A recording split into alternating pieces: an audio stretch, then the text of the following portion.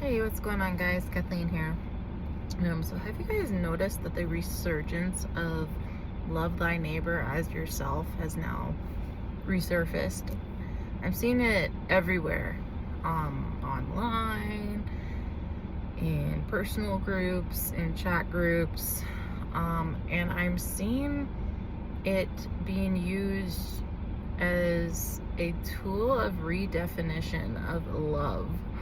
As if it doesn't mean God's love.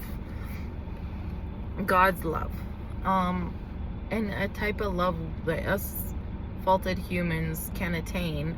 And if we can attain it, then that means we've checked off the whole box of all the 10 laws of Moses. Loving our neighbors as ourselves.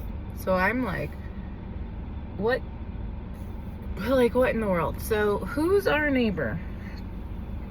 And you know what? A lot of good teachers, and thanks to them, have previously, years ago, brought this to light and exposed what it means and taught what, not exposed the bad teaching and taught what it really means. And thanks to them, I have a clear understanding of this. So when I witness it, I have a proper response.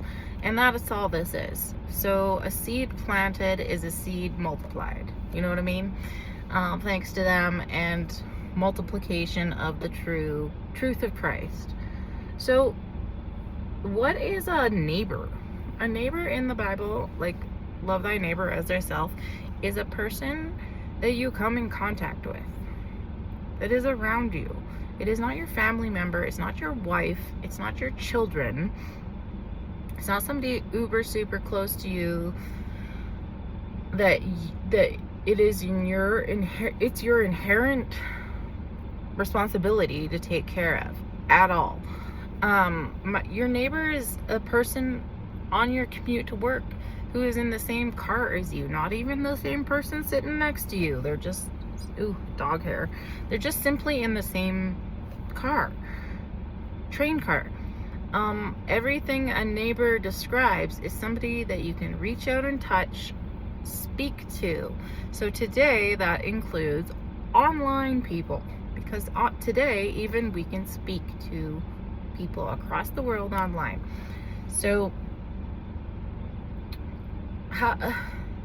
love them. So basically a stranger or somebody you can address. It's somebody you can address. Love them as you would love yourself. So let me ask you a question. If you had $20 to your name and you don't get paid till tomorrow, and you have 3 people to feed in 24 hours, lunch and dinner, and you got $20, and you're like, okay, I can make this work. I can stretch it then. And then somebody comes up to you and says, ma'am or mister, I'm starving. Do you have any extra money you could give me? Are you gonna give them what you intended for yourself as food for yourself and your other loved ones? Are you gonna be like, sure, here, because now you fed one person and you got 4 others starving? Or let's even get deeper in the weeds in this. What if my literal neighbor, Ken and Linda, who are in their 80s, needed a kidney to live? And I only had one functioning kidney that functioned perfect, just fine for me. Am I gonna be like, okay, you can have it, and then I die?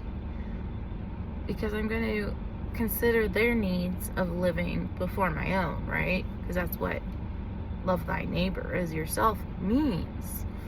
The only person who did fulfill that is Jesus Christ, number one. Not only did he give us his left kidney, he gave us his whole entire perfect body that will be like his. No disease, no illness.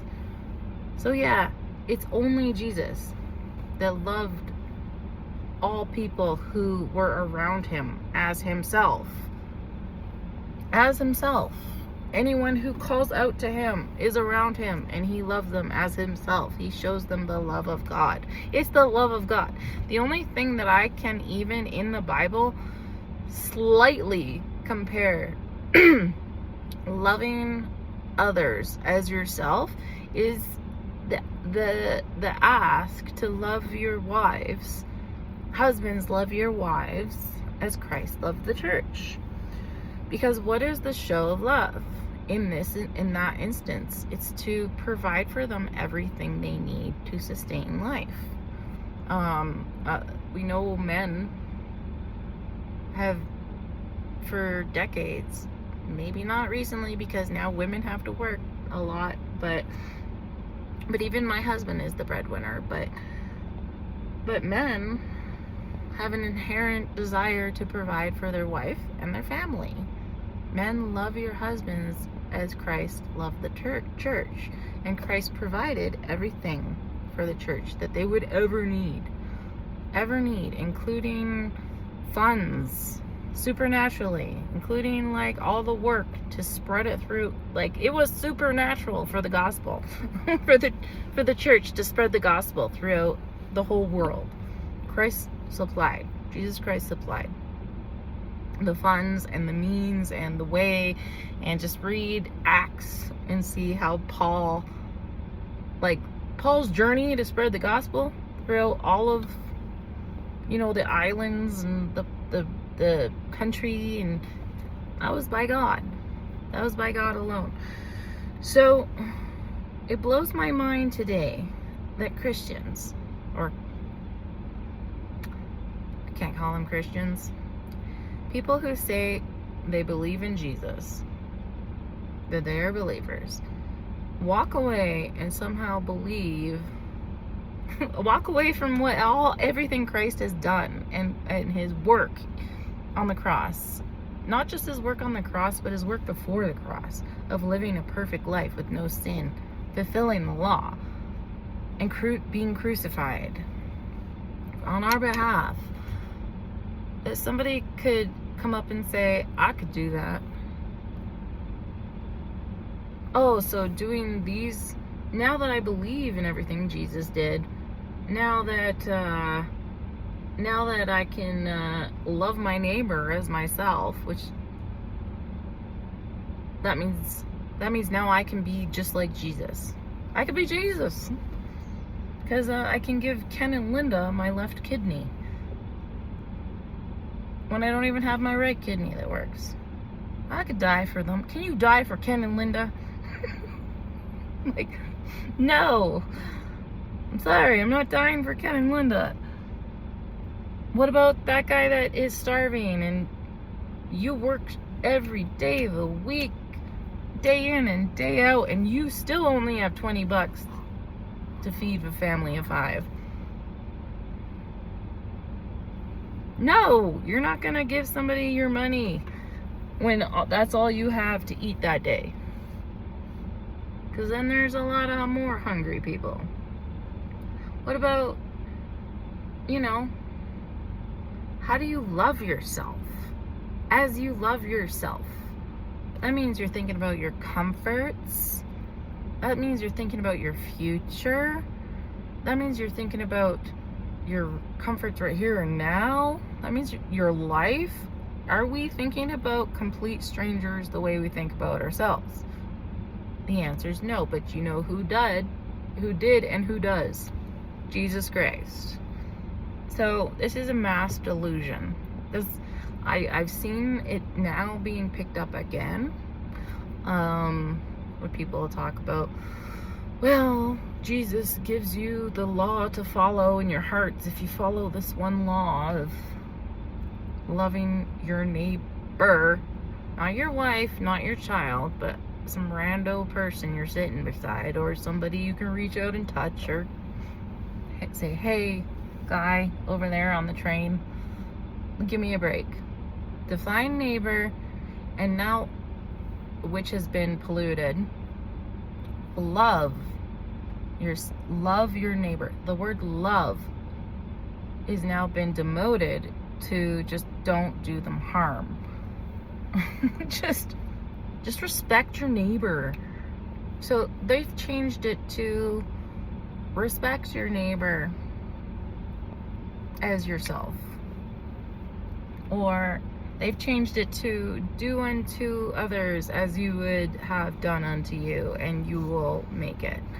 That's not the law, the two laws that fulfill all the other laws. It's love thy neighbor. Okay? It's not respect your neighbor. It's love them. Again, the closest thing that I think you could even like conceptualize in reality without Christ is how a man could love his wife. Being a provider. Like, if a man takes on the full responsibility of a provider for his wife, that is very similar of Christ being a full-on provider for the church, or for the body of Christ.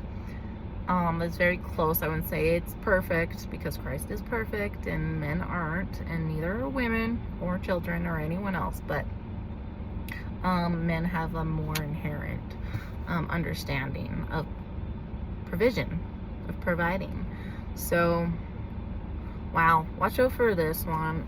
Again, it's it's rearing its ugly head again. The delusions, the dumbing down of the word love, so apparently we could meet it, and the confusion of the word neighbor. God bless, guys.